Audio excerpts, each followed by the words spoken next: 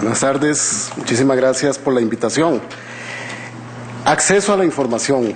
Bueno, construido el edificio jurisprudencial que nos dijo el magistrado Ginesta, yo tengo menos alcances que José Rodolfo, que Ignacio, que Mauricio y que Randall para explicarles a ustedes, porque ellos tienen más conocimientos en leyes. Pero yo sí les quiero contar qué es acceso a la información para un periodista.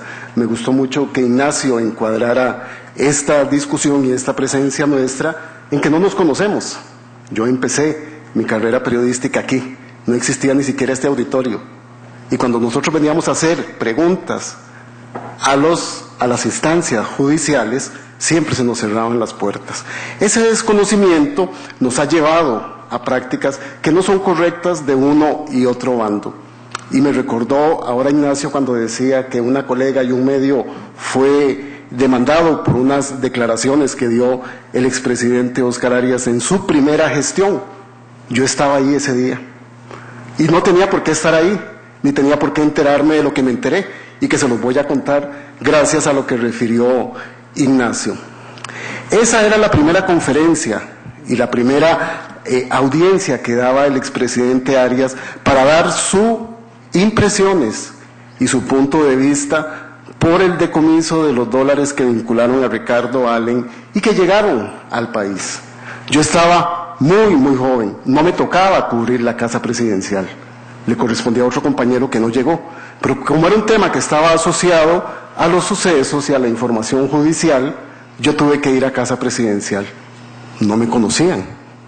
Y entonces, esa situación que publicó la colega Rocío Pérez en el periódico La Prensa Libre y que posteriormente fueron condenados, se debió a lo siguiente.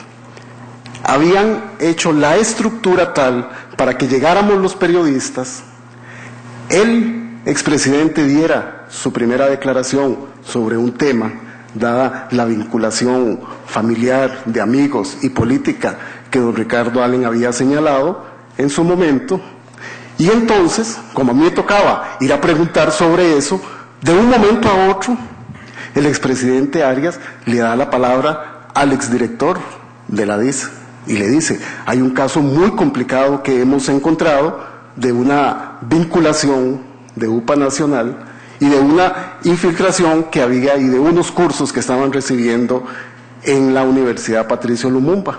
Claro, todos los colegas, al decir eso, se levantaron y se fueron a escuchar las declaraciones del exdirector de Inteligencia y Seguridad. Yo me quedé ahí porque yo tenía que esperar tener mi espacio para poder conversar sobre el tema que a mí me compelía en ese momento.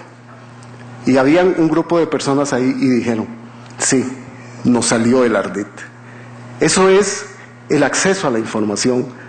Nosotros los periodistas tenemos que estar constantemente en un fragor que nos lleva al rigor y que nos lleva a la búsqueda de la información. Entonces voy a aprovechar porque yo había hecho mi estudio sobre algunos de los fallos de la Sala Constitucional, después diré cuál es mi valoración de lo que tenemos que hacer unos y otros, para decirles que es acceso a la información para un periodista que es muy complicado, muy complicado. Se nos ocurrió, trabajando en la revista Rumbo, hacer un trabajo sobre vincular las donaciones a las campañas electorales respecto de las empresas que recibían más contratos en la función pública. Nos fuimos a la Tesorería Nacional. Durante 6 meses, todas las tardes, íbamos el colega Mario Bermúdez, que hoy está como uno de los editores del periódico Financiero, y un servidor a un sótano de la Tesorería Nacional, con calculadora en mano y con libretas a sumar factura por factura. Claro, obviamente ellos empezaron a molestar de nuestra presencia, de nuestra rigurosidad de todas las tardes, de ir a sumar todas las facturas que estaban allí. Faltándonos un mes para terminar, hubo una extraña inundación en el sótano donde estaban. Entonces no podíamos seguir y no podíamos terminar de contar. Mario es mucho más obsesivo que lo que yo soy. Y dice Mario, estábamos tomándonos un café en Chelles y me dice Mario, ya no podemos publicar esto. Le digo, claro que lo podemos publicar. Publicaremos los datos parciales que hemos encontrado, pero además contaremos de las extrañas circunstancias de la inundación que hubo en el sótano de la Tesorería Nacional. Así es como muchas veces hemos tenido que ir a buscar y tener y hacer prevalecer el derecho constitucional al acceso de la información pública, que muchas veces no es tan pública. Otro caso que nos tocó vivir, en el caso que les refería de lo de Casa Presidencial, estaba yo en el periódico La República.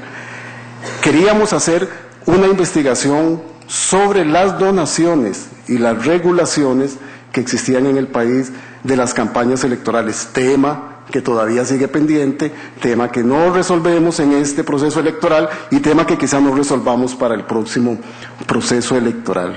Ni en la Contraloría General de la República, ni en el Tribunal Supremo de Elecciones, ni en las tesorerías de los partidos políticos nos quisieron dar la información. Entonces decidimos publicar aquello.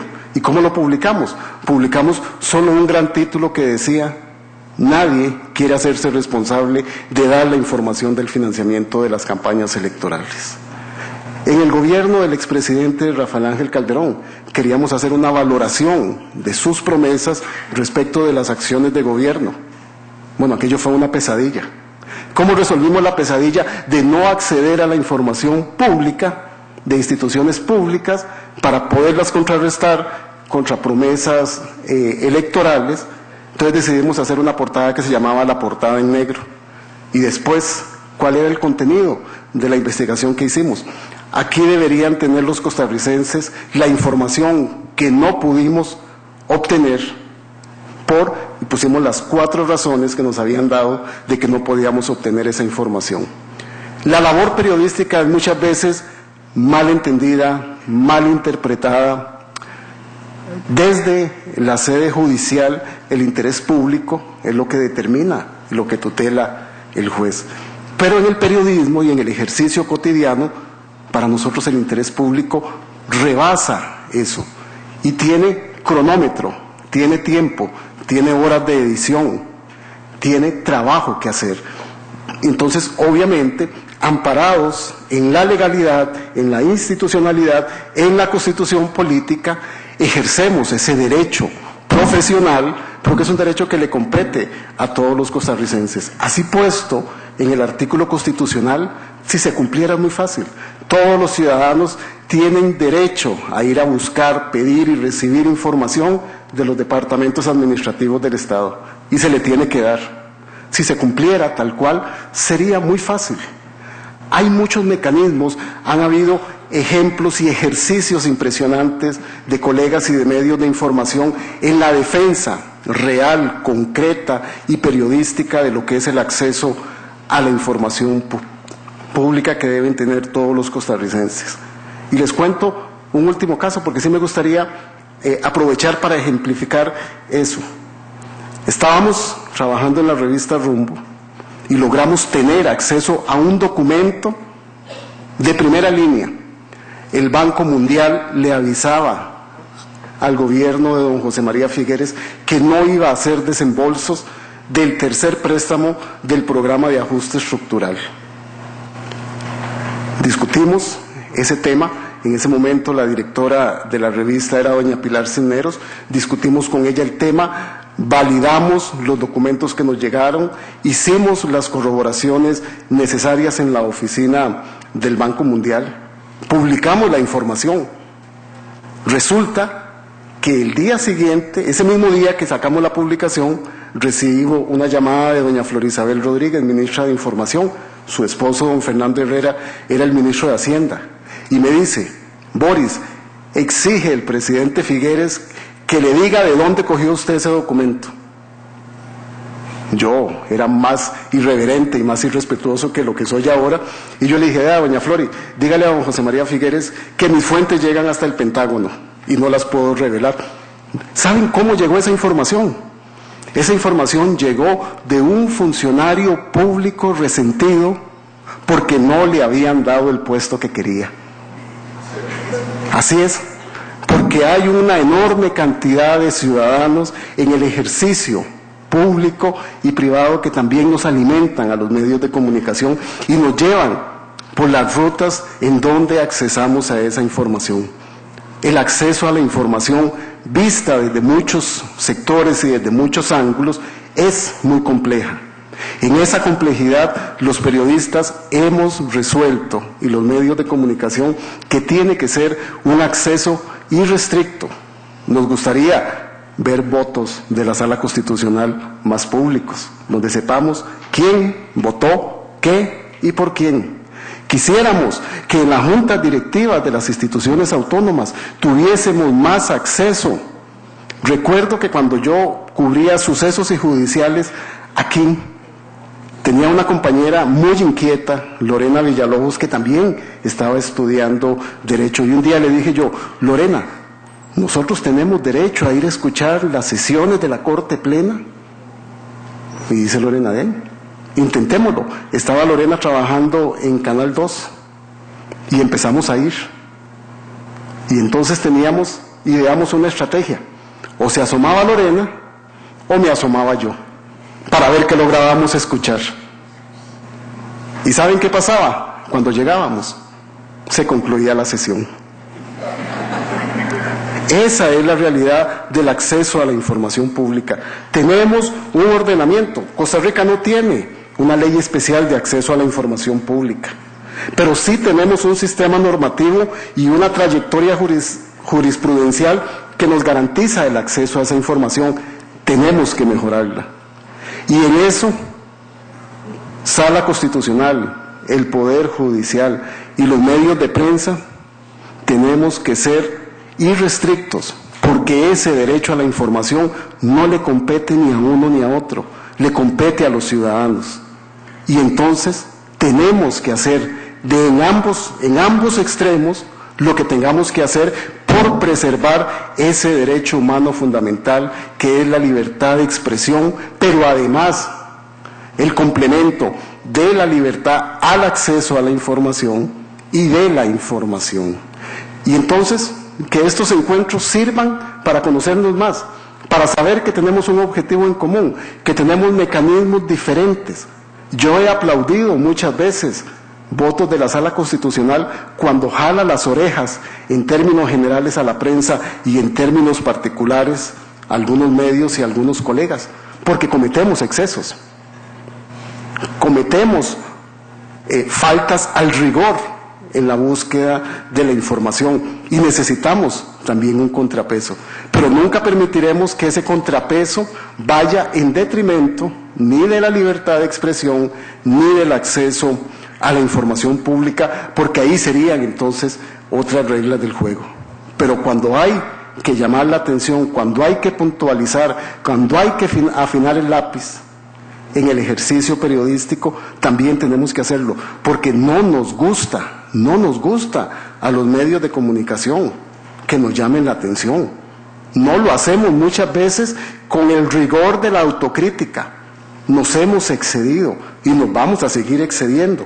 Entonces, ahora que Ignacio también apuntaba y apuntalaba lo que la Sala Constitucional nos ha ayudado, el derecho al acceso de la información, gracias también a esfuerzos que han hecho colegas como Mauricio Herrera, como Randall Rivera, que están acá, pero como Mónica Segnini, también como Ernesto Rivera, como Alejandro Fernández Sanabria.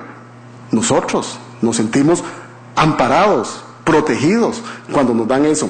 También cuando logran equilibrar el derecho de respuesta y de la réplica, pero también cuando logran decirnos a nosotros los abusos que cometemos por la imagen de las personas, por la intimidad de las personas. También necesitamos nosotros, la prensa costarricense necesita dosis mayores de autocrítica, de reflexión, de volvernos a comprometer muchas veces en que nuestra labor es una labor de cara a la ciudadanía, de cara a los costarricenses, de cara a la tutela y protección de altísimos valores que nosotros no podemos olvidar. Y entonces, marcos como estos nos ayudan realmente a conocernos, a respetarnos, a entendernos y a poner en perspectiva cuáles son las verdaderas tutelas. Y esa verdadera tutela, que es el acceso a la información, es una base absoluta y fundamental de la libertad de expresión.